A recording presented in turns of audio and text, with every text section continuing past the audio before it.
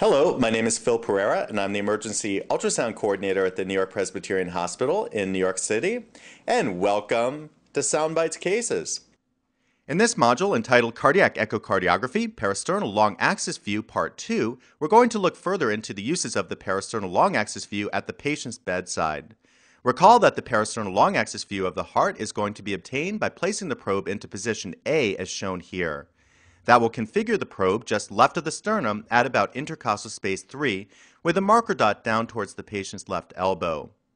Now the first two goals from the parasternal long axis view of the heart are going to be first of all to look for left ventricular contractility.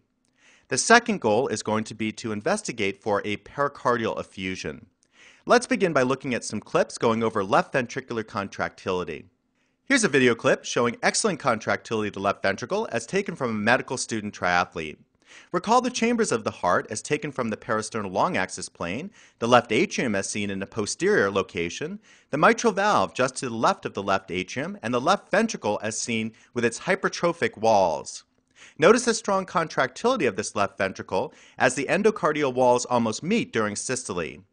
We see the aortic valve to the right of the left ventricle and the right ventricle in a superficial location above the left ventricle. Recall the descending aorta, the cylinder cut in cross-section just posterior to the left atrium. And note the posterior pericardial reflection coming off just anterior to the descending aorta and posterior to the left ventricle. And with a small indicator arrow, I'll trace out the posterior pericardial reflection.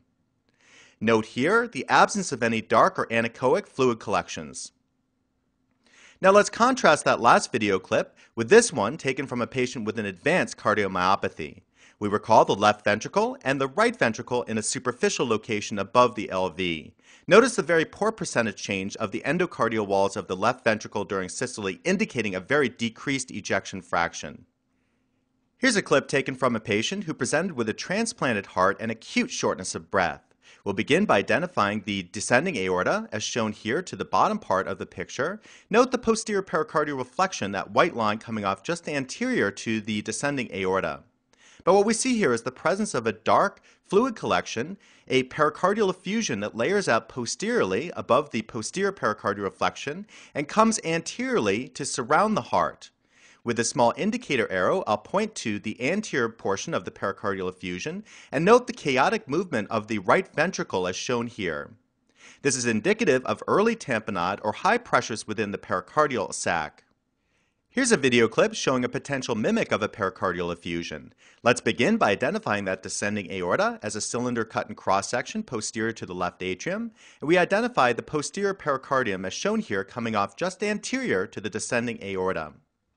Note the presence here of a large dark or anechoic fluid collection, but note that it layers out posteriorly there to the pericardium.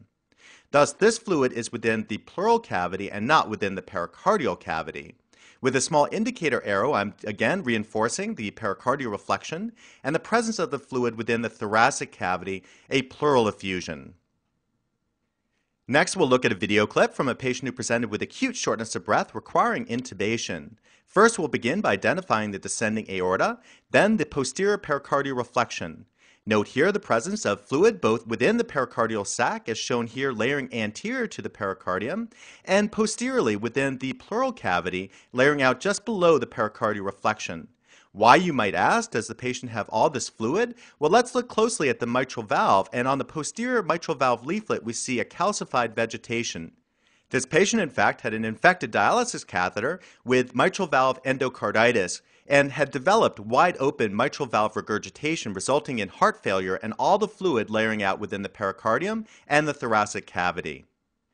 In conclusion, the parasternal long axis view of the heart gives a great deal of information about our patient's condition and can be instrumental in emergency care. Through this module, I hope now that you'll have a better idea on how to grade left ventricular contractility as good through poor. Also, to be able to identify the presence of a pericardial effusion. So I hope to see you back as Soundbites continues and we look further at the cardiac echocardiography examinations.